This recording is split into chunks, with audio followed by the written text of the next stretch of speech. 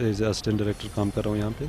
आज यहाँ पे हम वर्ल्ड मेट्रोलॉजिकल डे सेलिब्रेट कर रहे हैं हमारे कैंपस के अंदर, और इस डे का इम्पोर्टेंस है काफ़ी, क्योंकि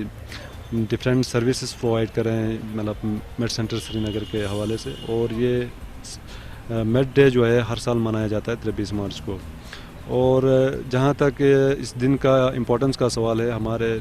पॉपुलेशन जो है बढ़ रहे हैं बहुत तेज़ी से, और पॉपुलेशन के साथ साथ हमारा वर्ल्ड रिलेटेड ये वेदर रिलेटेड हैज़ार्ड्स हैं, क्लाइमेट एक्सट्रीमिटीज़ हैं, फिर उसके बाद